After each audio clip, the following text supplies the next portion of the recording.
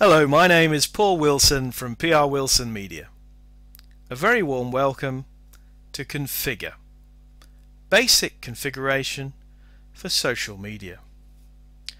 This is the first part of a three-stage video training course: Configure, Build and Engage. Please go to our website www.PRwilsonmedia.com, and there you'll find, as you scroll down on the front page, a video, 3 Steps to Social Media Success. Please watch this for a brief summary of what's included in the overall course. Throughout this training, which is going to feature hands-on and practical demonstrations, we are going to focus on the 2 most widely used social media platforms, Facebook and Twitter. So we are assuming, as shown here, that you've already completed at least the initial account setup for each of those platforms. You're logged in and you're ready to go.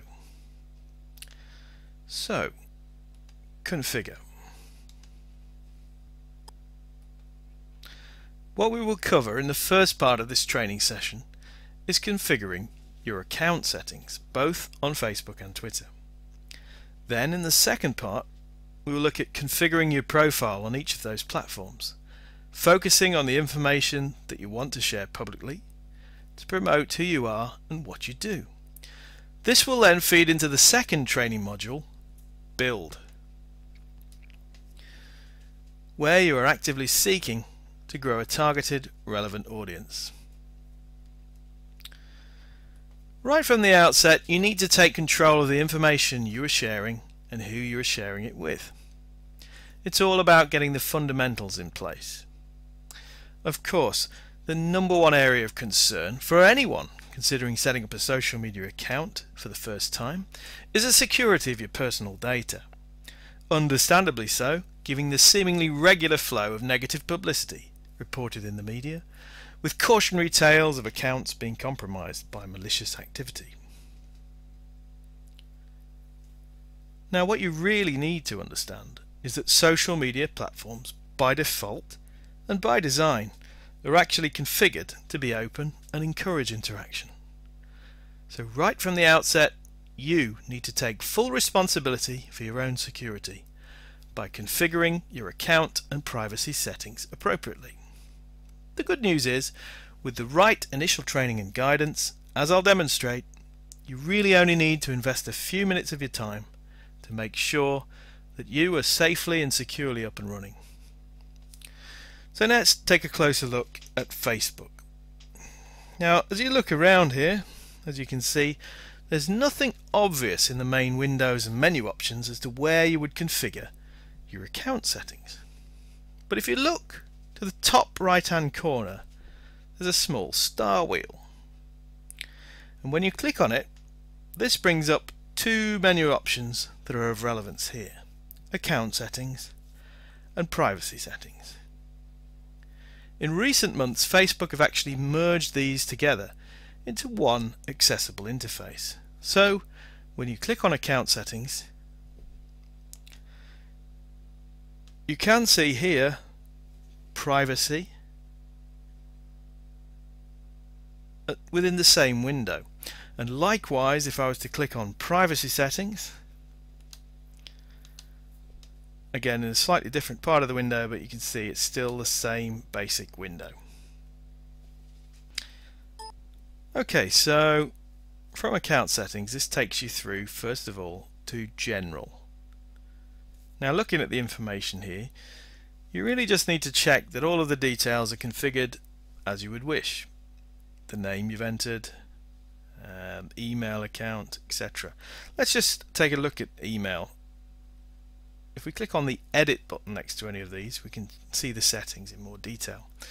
So you can see there's a primary email address, and then there's a secondary email address, which is actually a virtual email created by Facebook. So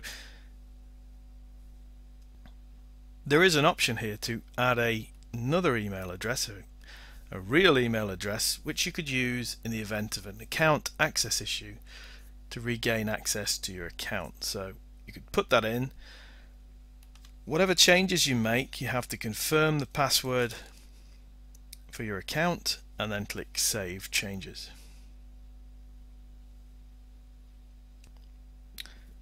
Next, let's look at security. So click on the yellow security shield displayed here. And this again brings up a number of different security settings. But right at the top you see secure browsing. Secure browsing by default is disabled. As you'd imagine, secure browsing is definitely a good idea.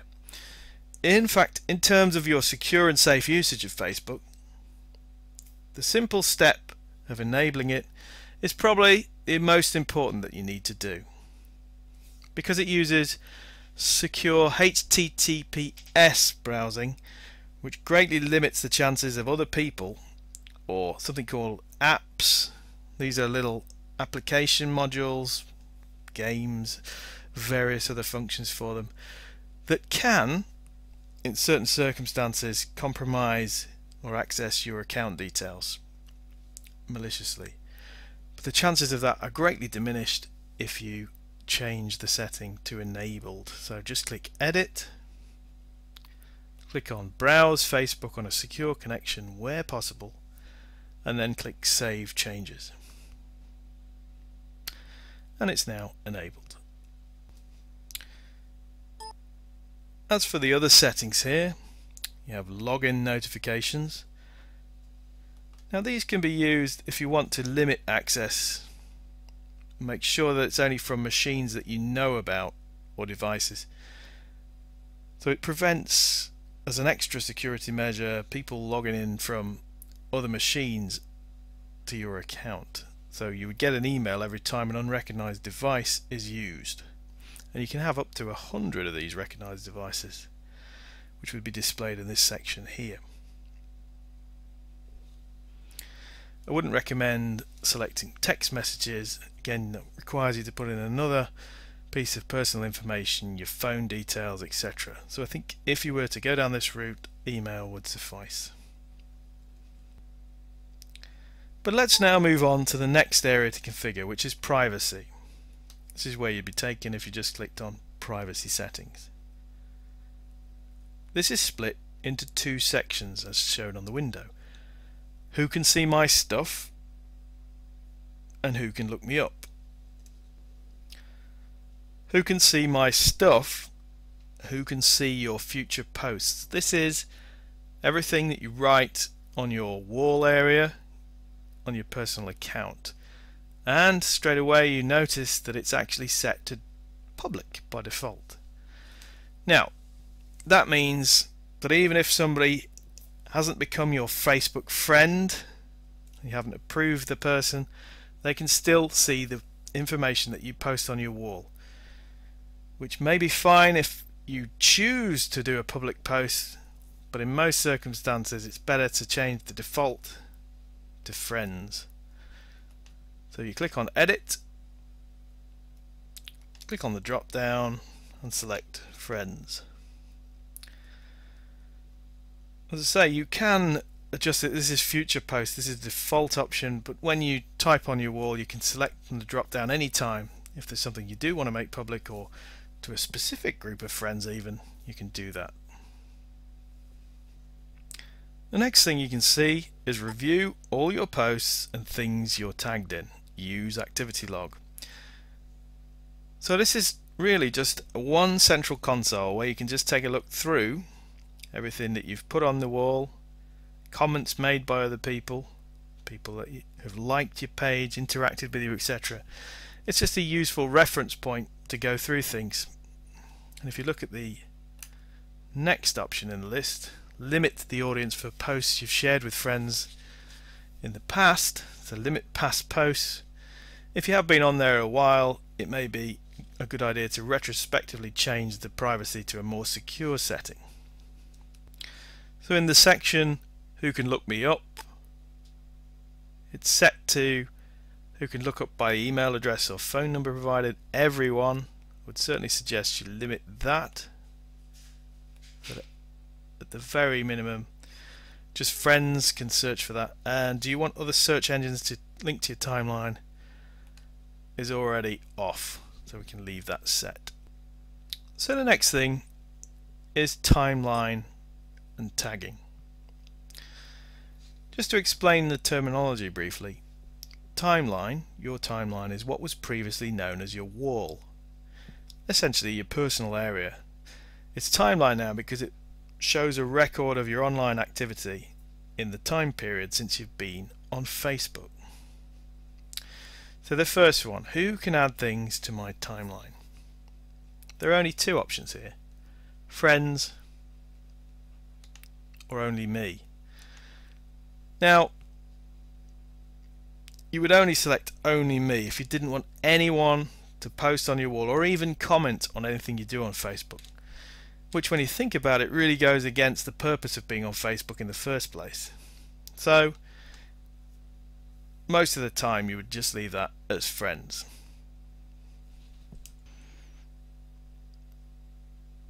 Now there's two options around something called tagging. Tagging is where someone mentions your name in one of their posts, they put the @ character in front of it, or you're in a picture and they tag your name in it. And this would mean that it could appear on your wall as well as their own wall. So you have an option here to review posts friends tag you in before they appear on your timeline. So you get some control about what gets displayed on your wall. So I would suggest it is worth doing that, enabling it, particularly where you find a particular friend tags you in a lot of posts and it fills up your own wall and you can't even see your own posts. There's another option further down here. How can I manage tags people add? Review tags people add to your own posts. So you've written something and then they tag you, which could be shared elsewhere further afield. So again, I would recommend that you enable that option.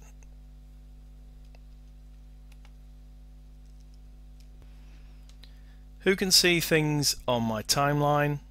And this is your chance to see how your timeline looks to other people. So you click on View As. This is how someone, a member of the public, would see it. One thing to note is there's no Add Friend or Friend Request button. Privacy settings are such that you'd have to send a message to be in contact with the person. So if you view it as a specific person, I'll just show you somebody who's already a friend. You can see a slightly different viewpoint. The friend can actually see the posts that are on there, and there's a suggest friends button where they could recommend other friends to this person. So it's part of the sort of trusted network thing, and it's a useful thing to review what it is that you've got publicly displayed at any given time. Particularly, as we'll mention, Facebook from time to time can adjust the security settings. You will be notified about it, but it's always good to check on these things. Okay, so back in timeline and tagging. Who can see posts you've been tagged in on your timeline? That's set to everyone by default. I would recommend reducing it to just friends. And similarly, who can see what others post on your timeline? I would change from everyone to friends as it is here. One final option, when you're tagged in a post, who do you want to add to the audience if they aren't already in it? You could just suggest only me as the most limited option. Do you want to spread the messages around, or do you want to retain control? So those are my recommendations. Remember, privacy settings are very much, these are best practices, can vary over time depending on your comfort factor with how you've got things set up, but from the outset, try to put practical limits in place, see how they work, and then you can enable things rather than the other way around where everything's open and you go from that into an unmanageable situation. So this is you taking full control. So there's one more area really to look at here, and that's notifications. The first section, how you get notifications, and you can see that's by Facebook or email. Push and text messages would only apply if you had phones configured, as I've mentioned. That's not the case.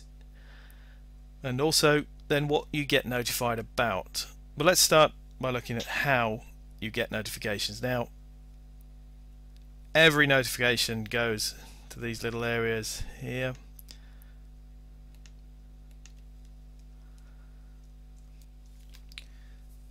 Notifications will appear in one of these three. That's a friend request notification, messages, and just general notifications if someone's commented or liked something that you do. So they will come through to you anyway every time you're logged in. But if you let's pick away from that. Email notifications, if you click on edit, there are two options, and here you could receive all notifications except the ones you unsubscribe from. And this could generate, if you're a very active, or if you have people in your network who are very active, every time they do something that interacts with you, you could get an email about it. And if you've only got the one main email account, that can be quite difficult, because it's going to fill up your inbox with messages that you could have seen anyway. So strongly recommend changing this setting to only notifications about your account, security and privacy, and then click close. So just account related notifications.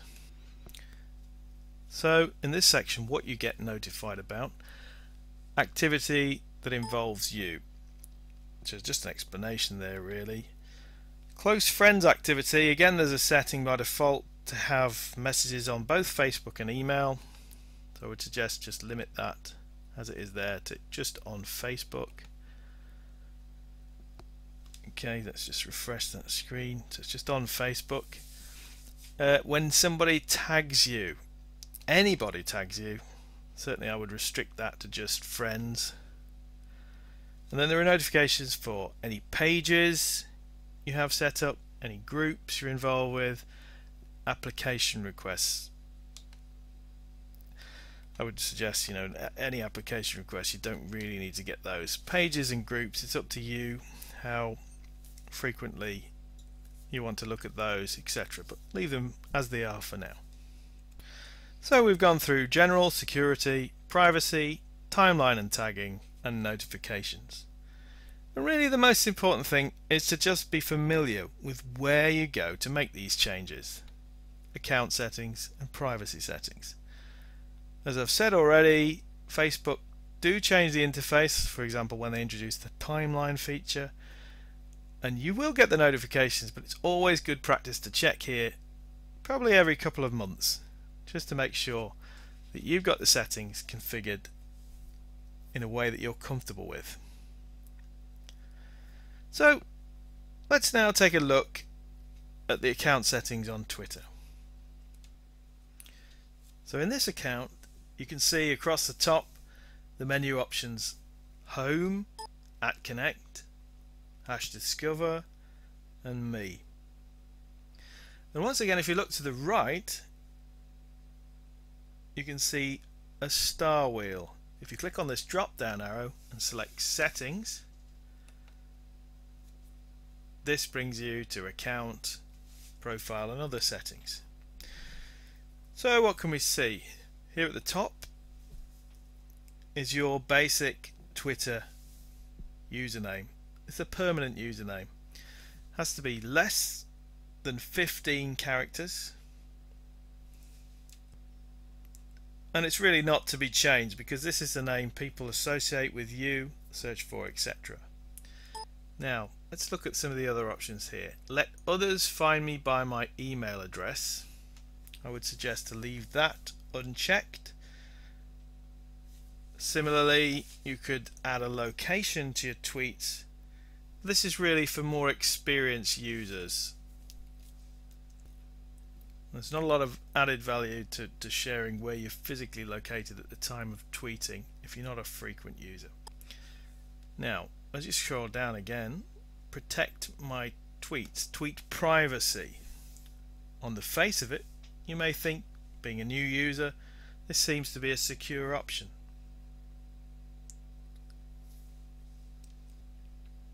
However, I would actually caution strongly against using it, because if you enable this feature, it does mean that only people that follow you back are allowed to see the messages.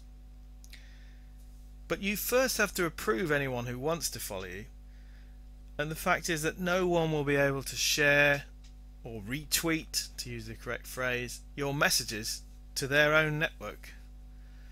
So if you're just a passive follower, if you like, on Twitter, you just want to get news updates from people that you've chosen and you don't want to actually tweet, well, that's fine.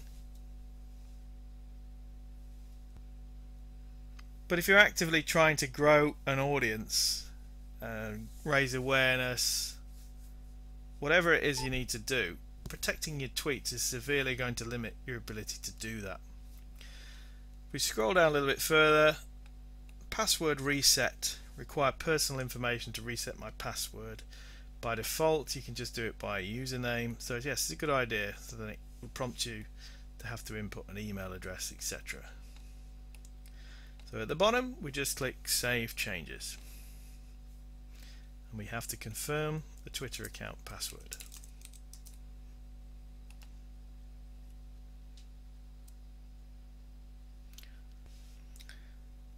Just as with Facebook, the final thing to look at here are email notifications. If you remember, it was either all or only the important options. Here on Twitter, you can see there are a lot of checkbox options selected by default.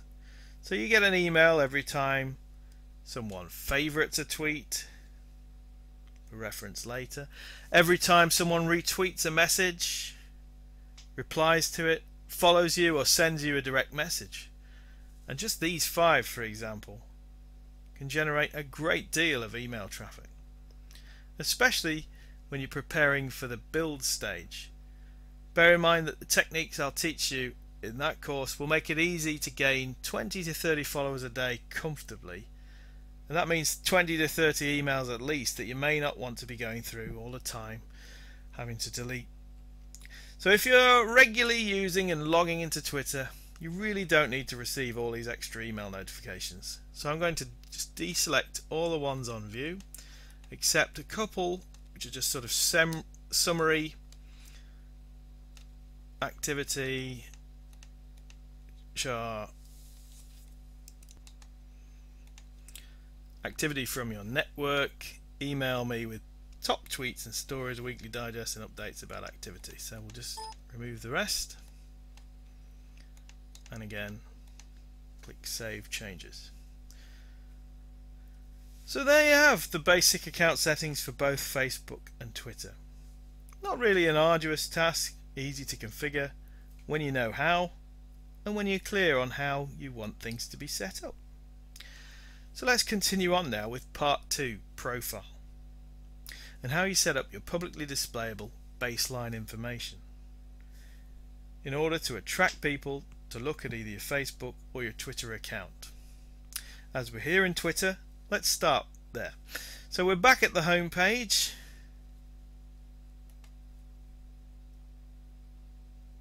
and we click on the drop down box next to the star wheel and select settings. And where we were, so basically just a bit further down from email notifications, just click on profile. So there's a couple of things. There is a photo already associated with this account, so it's either going to be a head and shoulders shot, or if it's a company or a group, it's a logo as we've got here. Under header, you can just see a blank space. So there's an opportunity to add a backdrop to your profile page. So if I click on change header, and I can browse to a file that I'd like to select. Just scrolling down here. Okay, we'll select this picture and you can see you can adjust where it appears on the screen like that for now, and then again we just click apply,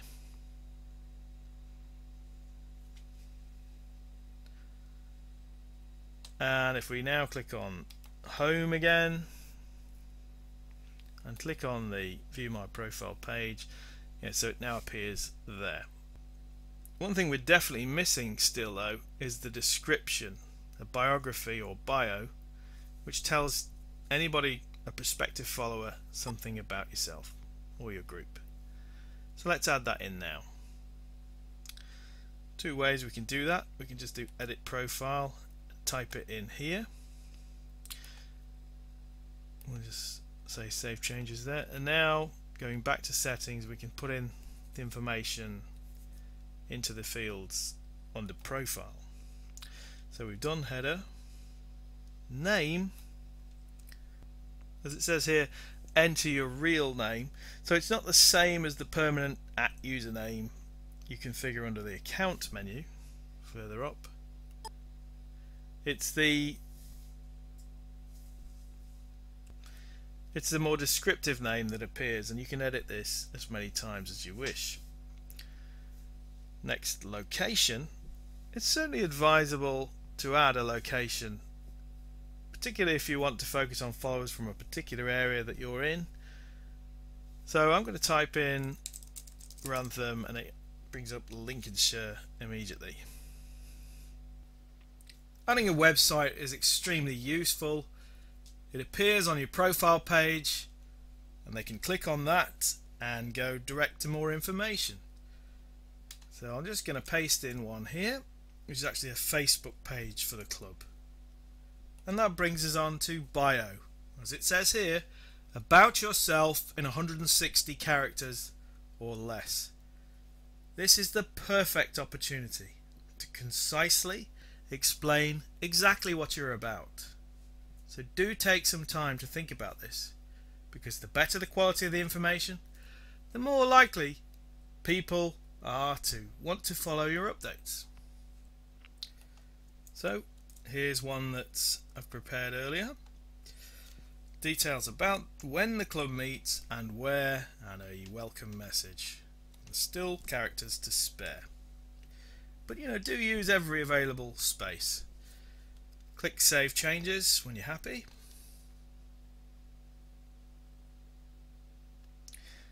Now there's one more thing we'll do, and that's to add a background. At the moment we've got a black area here in the backdrop. If we just click on Design, you could pick a pre-made theme. These are the standard ones, or you can again select a picture from your own computer. It may even be that you have a particular template that perhaps has details of your website that could be permanently displayed, or details of what services you provide. But in this case we're just going to add a simple picture, again swimming related. Click open. Have options as to where it goes, left, center, right, and you can tile the background if you wish. I'm just going to click Save Changes.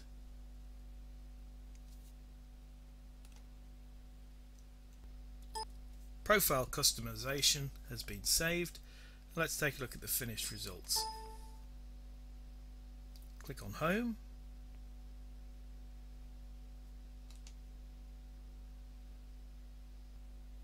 Click on the link to view the profile page.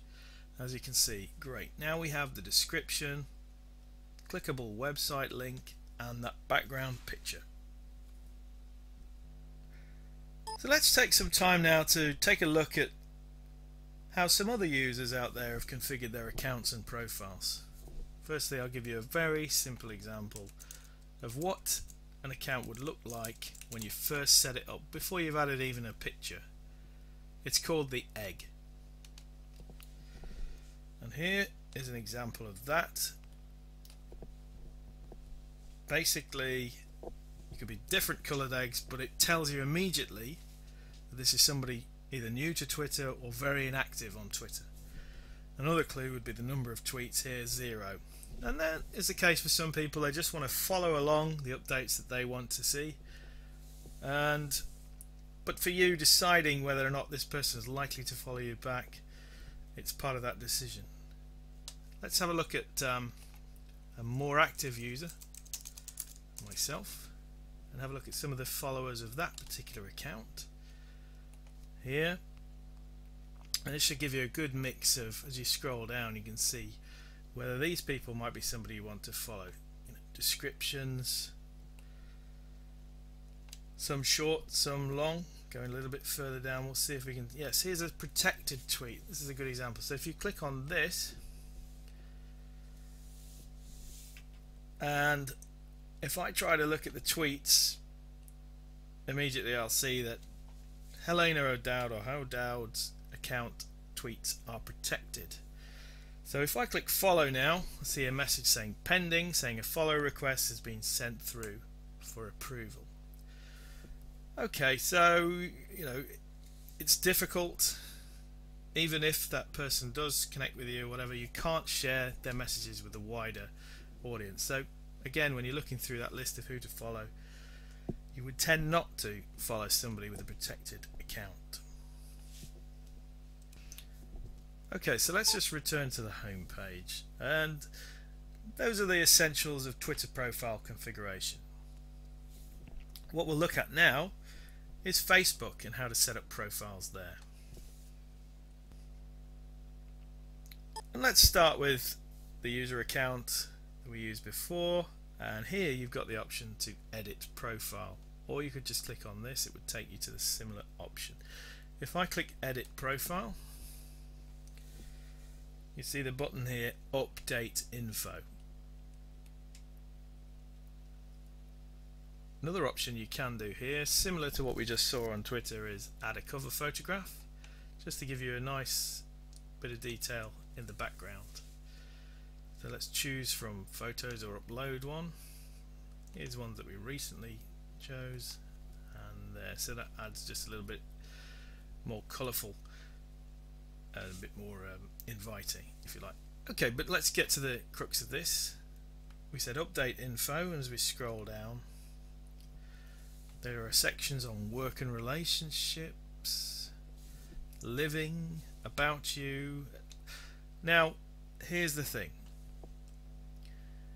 If your main interest is focused around publicising information about an organisation or group you're a member of, rather than your own personal details, then you should create a Facebook page, which we'll run through shortly.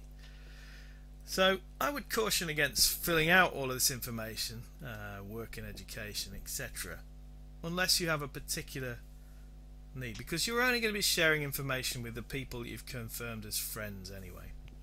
There is one area, however, that I think is important, and that's under basic information. When you create your Twitter, when you create your Facebook account, you are required to enter a date of birth. Actually, for a Twitter account, you don't need to, you just put an email address in. Anyway, let's click edit, and this is what the default option is, to show full birthday on the timeline. Now, it's not just a modesty thing to have the full date of birth displayed, and remember, by default everything is public, all posts are public. That it could be a period of time where you've just been posting and your date of birth's been visible for all to see. So as a precaution, I would select don't show my birthday on timeline, and you can adjust that, as I said, at any point in the future. But that is one personal profile update that I would definitely do. But that covers the basic configuration of personal user account profile. And as I just said, any organization or community group using Facebook should look at the Facebook page. So it will be useful now to walk through the process of creating a page. First thing we do is we click on home, and we take a look down the left hand side. There you can see it, pages. There's one that this account is already an administrator of. We click on like pages. This will bring up this display, which gives you the green button, create page. So we select that, and then you have a number of options for the type of page you're going to create. Typically either company, organization or institution, or cause or community. In this case I'm going to do a cause or community page called Grantham Volunteers, so just click on that, type in the name, agree to the terms and conditions, and click Get Started.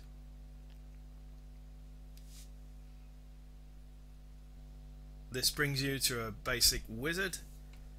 Adding a description and website will improve the ranking of your page in searches, so do think about, again you can edit this later, but think about something that's going to be short, concise, tells you what it's about.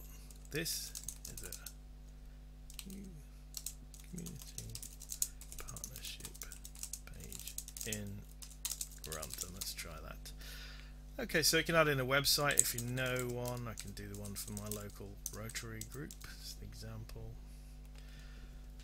Is it a real organization? Yes. And will it be the authorized and official representation on Facebook? Yes. Then click Save Info.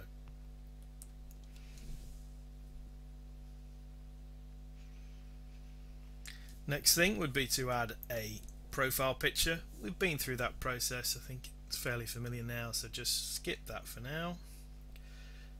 Reach more people is where you do adverts that would appear on other pages to get people to like the page. Certainly don't need to do that. And finally add it to favorites to be able to access it anytime. We could skip that for now. Okay, so we've created a page and here's our main admin panel. Straight away you're prompted by the wizard to like the page, be the first person to like the page. What a page like does is it enables the updates, the posts from that page to be read by the person who's liked the page. So in their news feed, the scrolling news feed, it will display the latest posts. So I'm going to like that page to get things started. And the next thing to do is to create a post.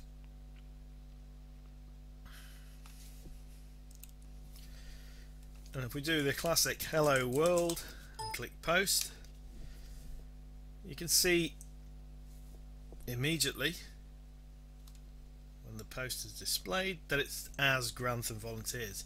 So it's no longer you as a person posting. Up here it says you are posting, commenting and liking as Grantham Volunteers. You can actually change it to yourself. Just show you that briefly.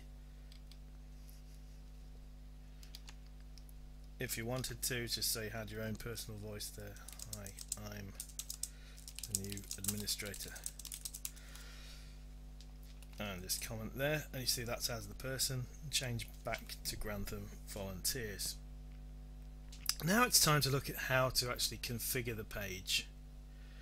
So we have a couple of options here in what's called the admin panel: edit page and build audience. Build audience, as you would guess, is more relevant to the second module of this training, build.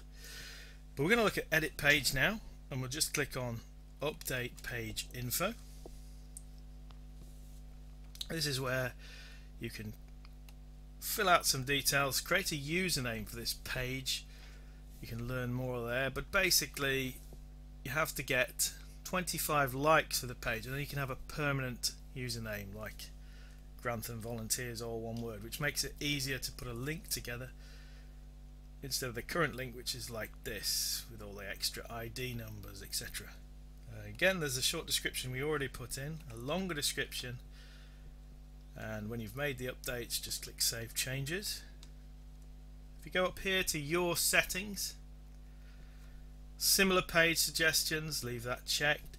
Email notifications and on-site notifications. So this is, as we've seen earlier, on-site are the basic Facebook notifications here, whereas email notifications are in addition to that. So we'd deselect that option so that you don't get additional email traffic about it. Click Save Changes. Then it's down to basic information. and manage permissions. This button at the top, checkbox at the top, unpublished page, is extremely useful. You've got a brand new Facebook page and you're not ready to go live. You haven't completed all the configuration you want. So all you need to do is click unpublish the page, then you have all the time in the world to get these updates the way you want them. Here in the next field, country restrictions, you can actually limit it so that it's only to a particular country.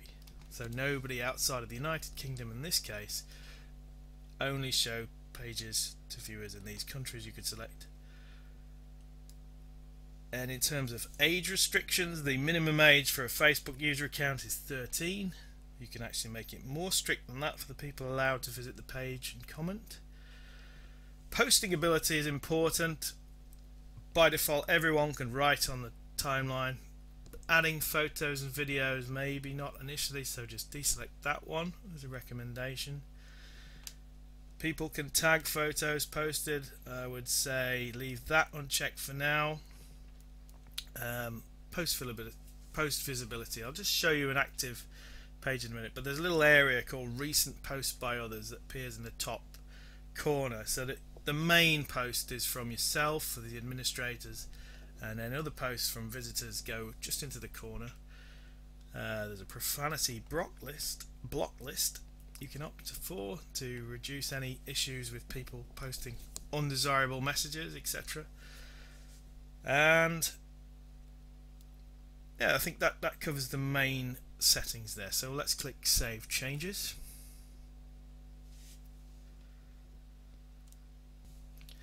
And if I now click on Home, and I'm going to show you an example of a already existing and active page.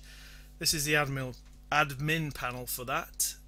You can see here immediately is much more information about individual posts and statistics actually about the activity, the traffic coming to it. Now you will get that once you've got 30 people liking the page and regular interaction.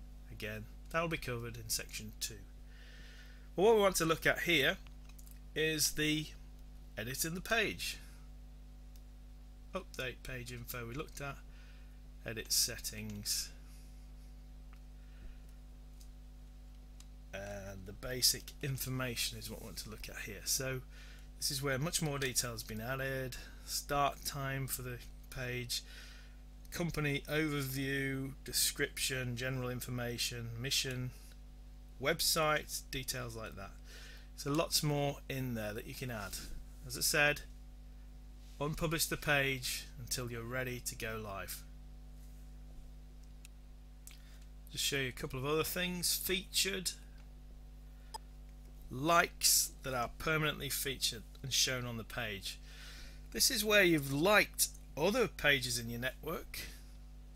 Here's Rotary International. This is the Rotary Club site, and these would always permanently appear, which is good if someone wants to link from your site to another relevant site. So you can edit these featured likes and just pick out any other ones that you want to appear. So that's again you taking control of how things appear. At this stage we don't have many likes for the new page, so we'd have to put some work in around building the audience first. Perhaps one final step for the page that we just created is to add a cover photograph. And it's similar to what we saw for the personal user account. You can upload a photo, and here's a picture from a community volunteering event, so I'll just select that one and then it should upload momentarily.